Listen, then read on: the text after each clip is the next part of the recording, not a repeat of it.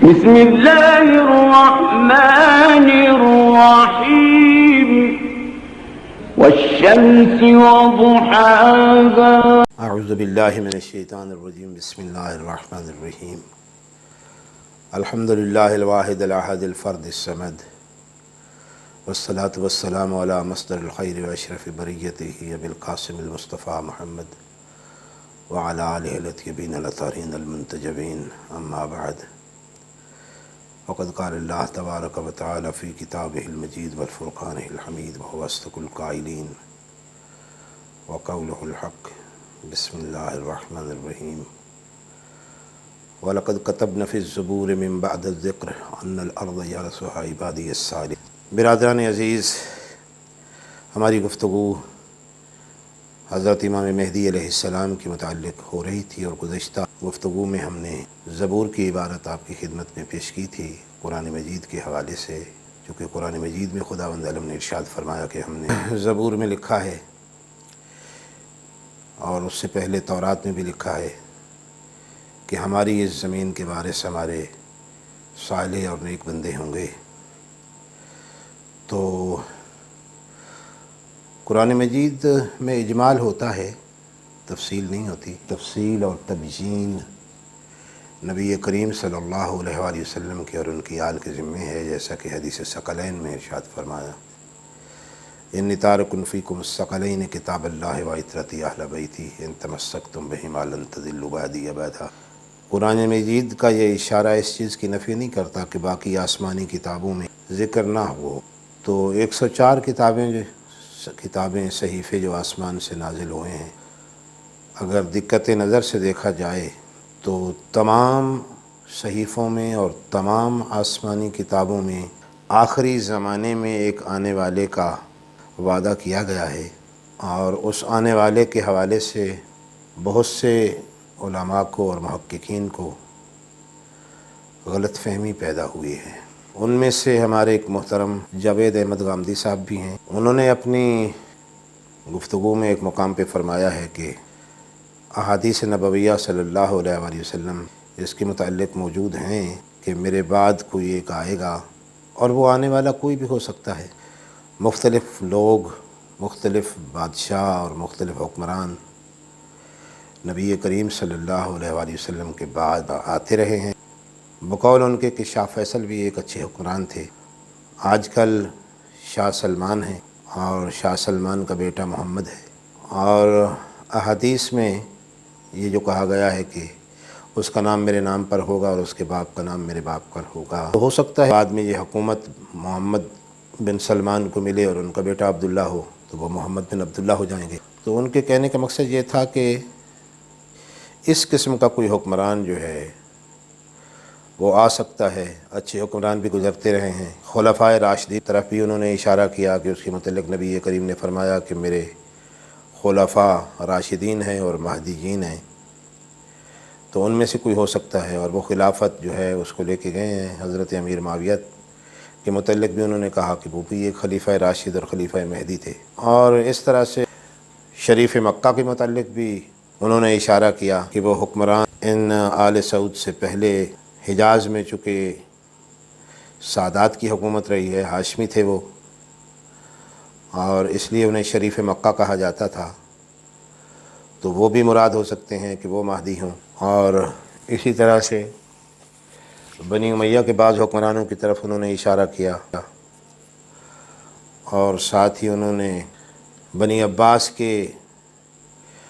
حکمرانوں کی طرف بھی اشارہ کیا کہ ان میں سے بھی کوئی ہو سکتا ہے، اور ان میں بنی عباس میں تو ایک خلیفہ مہدی گزرے بھی ہیں، تو ہو سکتا ہے وہ مراد ہوں۔ اور آخر میں انہوں نے فرمایا کہ اموی خلفاء میں سے عمر بن عبدالعزیز بھی اس کا مصداق ہو سکتے ہیں کہ نبی کریم صلی اللہ علیہ وآلہ وسلم نے ان کی طرف اشارہ کیا ہو، اور فرمایا کہ جہاں تک دلائل اور قرائن کا تعلق ہے ان سے ثابت بھی یہی ہوتا ہے کہ یقینی طور پر وہی خلیفہ عمر بن عبدالعزیز ہیں، اور میرا نقطہ نظر بھی یہی ہے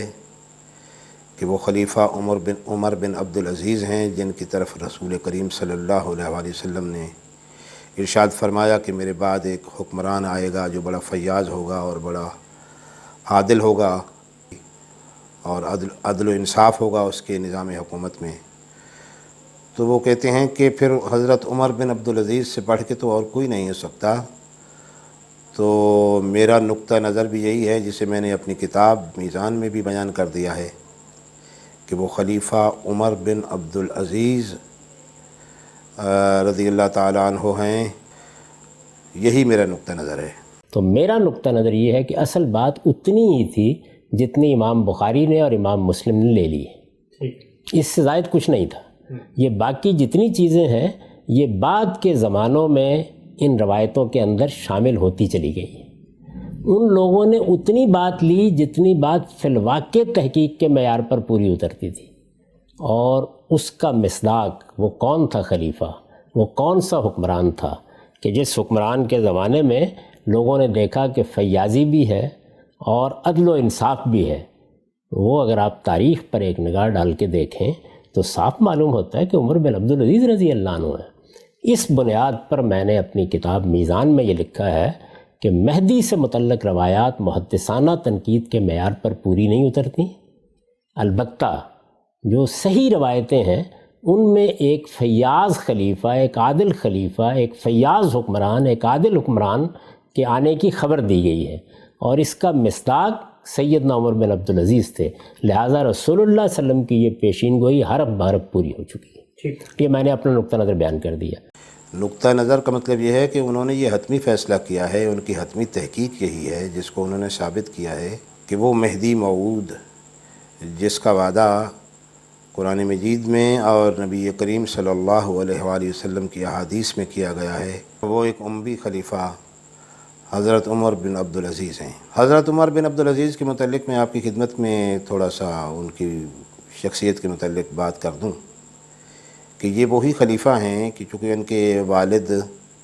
کچھ عرصہ مدینہ کے گورنر رہے ہیں، تو اپنے والد کے ساتھ انہیں مدینہ شہر میں رہنے کا موقع ملا، اور وہاں پر انہیں جو اتالیق نصیب ہوئے ان کا تعلق اہل تشیع سے تھا۔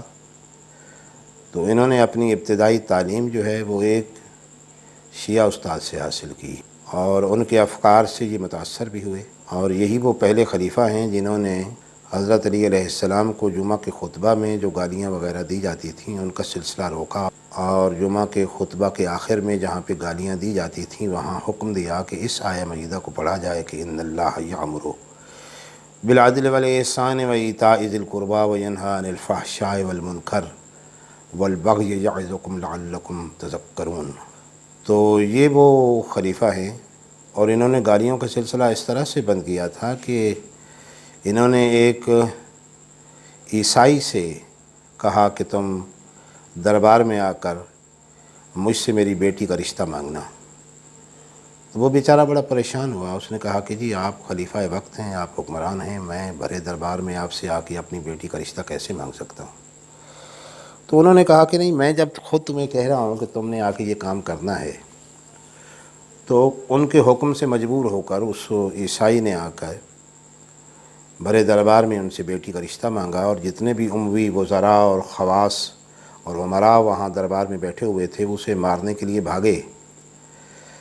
تو خلیفہ عمر بن عبدالعزیز نے کہا کہ تم ایسا کیوں کر رہے ہو؟ اس نے بیٹی کا رشتہ مانگا ہے، وہ کوئی جرم نہیں کیا۔ تو انہوں نے کہا کہ یہ تو کافر ہے، یہ عیسائی ہے، اور اس نے آ کے ایک مسلمانوں کے حکمران سے بیٹی کا رشتہ مانگا ہے، تو یہ ایک بہت بڑی گستاخی ہے، ہم اسے سزا دیں گے۔ تو خلیفہ عمر بن عبدالعزیز نے کہا کہ تم اسے تو سزا دینا چاہتے ہو اس لیے کہ اس نے ایک مسلمان حکمران سے کافر ہو کر اس کی بیٹی کا رشتہ مانگا ہے،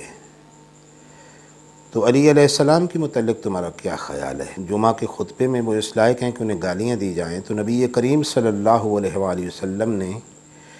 علی علیہ السلام کو اپنی بیٹی فاطمہ الزہرا سلام اللہ علیہا کا رشتہ کیوں دیا؟ تو یہ ایک ایسی دلیل تھی، ایک ایسا مسکت جواب تھا جس نے ان سب کو ساکت کر دیا، اور اس کے بعد پھر انہوں نے اعلان کیا کسی خطیب کو یہ اجازت نہیں ہے کہ وہ علی علیہ السلام کو جمعہ کے خطبہ میں گالیاں دے۔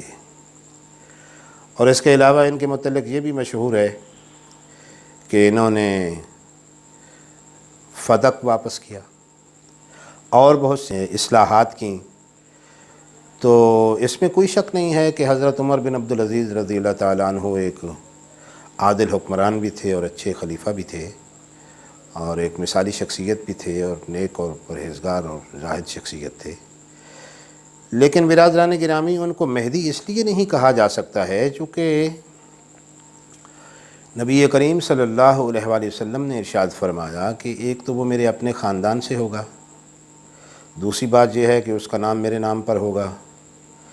تیسری بات یہ ہے کہ وہ اس پوری زمین کو بھر دے گا عدل و انصاف کے ساتھ، جس طرح کے ظلم و جور سے بھری ہوگی۔ غامدی صاحب میرے محترم ہیں، اللہ تعالیٰ انہیں سلامت رکھے،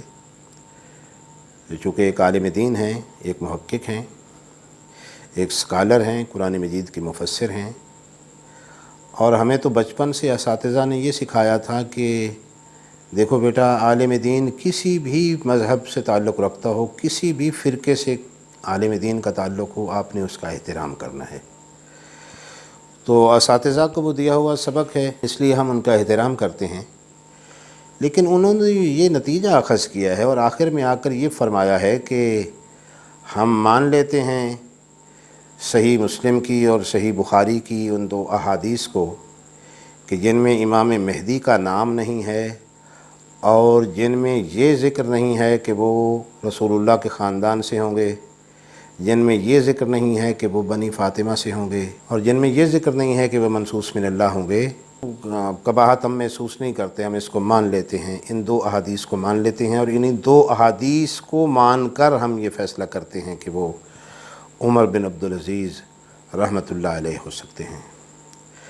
تو برادران گرامی، اس کا مطلب یہ ہے کہ وہ دو احادیث جو صحیح مسلم میں اور صحیح بخاری میں موجود ہیں، ان کو وہ مان کر اس کا مصداق قرار دے رہے ہیں حضرت عمر بن عبدالعزیز کو، تو آخر باقی احادیث سے وہ دور کیوں بھاگ رہے ہیں؟ مثلا سنن نبی داؤد کی روایت موجود ہے، اس کو تسلیم نہیں کر رہے، ابن ماجہ کی روایت کو تسلیم نہیں کر رہے ہیں، اور حاکم نشاپوری نے جو مستدرک علی الصحیحین لکھی ہے اس کو رد کر رہے ہیں، حالانکہ اس کے بارے میں یہ تسلیم کر چکے ہیں کہ حاکم نے اپنی مستدرک میں لکھا ہے کہ یہ کتاب میں اس لیے ترتیب دے رہا ہوں کہ صحیحین میں جو روایات اور احادیث ان کے شرائط پر پوری اترتی تھیں اور انہوں نے درج نہیں کی ہیں، تو میں ان احادیث کو نقل کر رہا ہوں اس میں، اور اس میں انہوں نے لفظ مہدی استعمال کیا ہے۔ تو یہ تو آپ نے بھی تسلیم کر لیا، اور خود حاکم نیشاپوری نے بھی اس کو تسلیم کیا اور کہا کہ یہ روایت جو میں نقل کر رہا ہوں یہ صحیحین کے شرائط پر پوری اترتی ہے۔ تو جب صحیحین کے شرائط پر وہ پوری اترتی ہے تو پھر آپ اس کو تسلیم کیوں نہیں کر رہے؟ صحیح مسلم اور صحیح بخاری کی احادیث کو آپ مان رہے ہیں، تو وہ حدیث جو مستدرک علی الصحیحین میں نقل ہو رہی ہے وہ صحیحین کی شرائط پر بھی پوری اترتی ہے، تو آپ اس کو بھی تسلیم کر لیں۔ لیکن آپ اس کو تسلیم کرنے سے صرف اس لیے پیچھے ہٹ رہے ہیں کہ اس میں لفظ مہدی استعمال ہوا ہے، اور آپ یہاں یہ سوال اٹھا رہے ہیں کہ یہ لفظ مہدی آخر صحیح مسلم میں کیوں استعمال نہیں ہوا ہے، انہوں نے اس کو کیوں قبول نہیں کیا ہے، اور صحیح بخاری نے اس کو کیوں قبول نہیں کیا ہے؟ تو حدیث تو سرکار وہی ہے نا جو ان کی شرائط پہ پوری اترتی ہے۔ تو مصلحتاً ہو سکتا ہے کہ انہوں نے جس میں لفظ مہدی آ رہا تھا اس کو انہوں نے درج نہ کیا ہو۔ تو تھوڑا سا آپ کو اس کے متعلق سوچنے کی ضرورت ہے اور مزید تحقیق کرنے کی ضرورت ہے۔ اللہ تعالیٰ آپ کو سلامت رکھے اور تمام علماء اسلام کو خالق کائنات اپنی حفظ و امان میں رکھے، اور رب رحیم و کریم حق سب پر واضح فرمائے۔ تو میں عرض کر رہا تھا عزیزان گرامی کہ صرف قرآن مجید نے جو تورات اور زبور کا حوالہ دیا ہے تو اس کا مطلب یہ نہیں ہے کہ صرف تورات اور زبور میں ہی سرکار امام مہدی علیہ السلام کا ذکر ہے، بلکہ اس کے علاوہ باقی آسمانی کتابوں میں بھی یہ ذکر موجود ہے۔ جیسا کہ یہ انجیل کی عبارت میں آپ کے سامنے تھوڑی سی پڑھ دیتا ہوں کہ جب عیسیٰ علیہ السلام ہیکل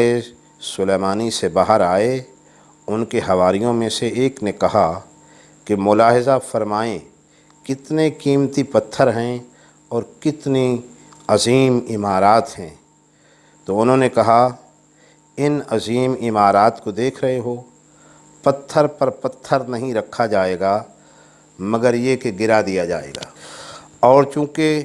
وہ ہیکل کے برابر کوہ زیتون پر بیٹھے ہوئے تھے، واریوں نے سوال کیا کہ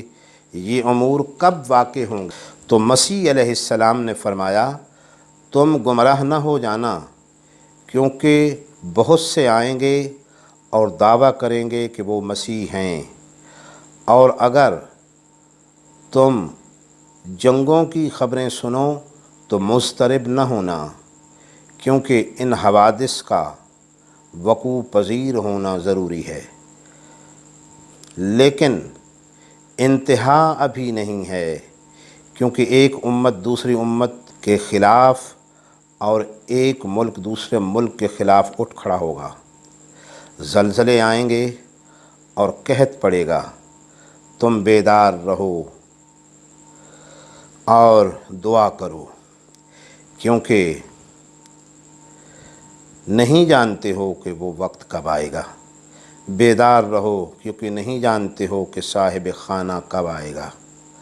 شام کو یا نصف شب کو یا مرغ کی اذان کے وقت یا صبح کو، ایسا نہ ہو کہ وہ آئے اور تم سو رہے ہو۔ جو تم سے کہہ رہا ہوں وہ سب سے کہہ رہا ہوں کہ بیدار رہو۔ اور یہ انجیل لوقا ہے، اس کی تھوڑی سی عبارت یہ بھی آپ سن لیں۔ اپنی کمریں باندھ کے رکھو، اپنے چراغوں کو جلائے رکھو، تم اس آدمی کی طرح ہو جاؤ جو اپنے آقا کا انتظار کر رہا ہو۔ خوش نصیب ہیں وہ لوگ جو اس وقت جاگ رہے ہو جب ان کا آقا لوٹ کر آئے۔ یہ لوٹ کر آنا،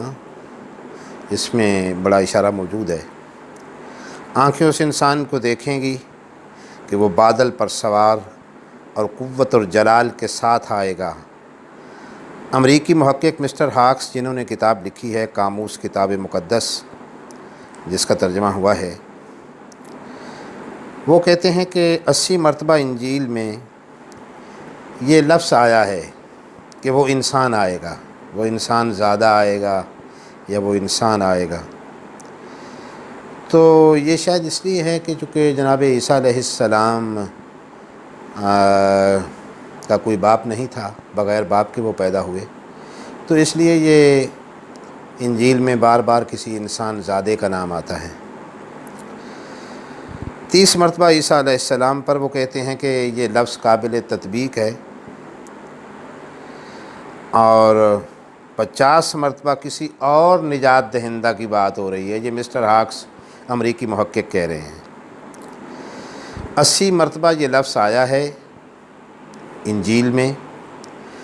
اور اس 80 مرتبہ میں سے 30 مرتبہ قابل تطبیق ہے عیسیٰ علیہ السلام کے لیے، اور 50 مرتبہ کسی اور نجات دہندہ کی طرف اشارہ کرتا ہے یہ لفظ، جو دنیا کے ختم ہونے سے پہلے آخری زمانے میں ظاہر ہوگا۔ حضرت عیسیٰ علیہ السلام بھی اس کے ساتھ آئیں گے اور اس کے جلال اور عظمت میں اضافہ کریں گے، اور اس روز ظہور اور وقت ظہور کی کسی کو اللہ تعالیٰ کے علاوہ اطلاع نہیں ہے، اور وہ امام مہدی علیہ السلام اور آخری حجت الہیہ کے علاوہ اور کوئی نہیں ہو سکتا ہے۔ یہ انجیل یوحنا کی عبارت کو بالکل مختصر کرتے ہوئے، وقت زیادہ ہو گیا ہے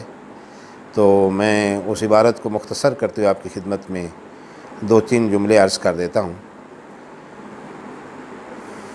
اس نے اسے قدرت بخشی ہے، یعنی اللہ نے اس آنے والے کو قدرت بخشی ہے کہ وہ داوری کرے، کیونکہ وہ انسان زادہ ہے، اور اس سے تعجب نہ کرو، کیونکہ وہ وقت آئے گا کہ سب قبروں والے اس کی آواز کو سنیں گے اور قبروں سے باہر آئیں گے۔ یہ مختصر سی عبارت تھی انجیل مقدس سے جو آپ کی خدمت میں نے پیش کی ہے۔ تو قرآن مجید کی روشنی میں اور احادیث نبویہ صلی اللہ علیہ وآلہ وسلم کی روشنی میں، روایات کی روشنی میں اور ان مختلف آسمانی کتابوں کی روشنی میں آپ خود فیصلہ کریں کہ واقعی دنیا کے خاتمے سے پہلے کوئی ہستی آنے والی ہے جو دنیا میں عدل انصاف کو قائم کرے گی، یا اسی نظام باطل پر اس دنیا کا خاتمہ ہو جائے گا۔ وآخر دعوانا ان الحمد للہ رب العالمین۔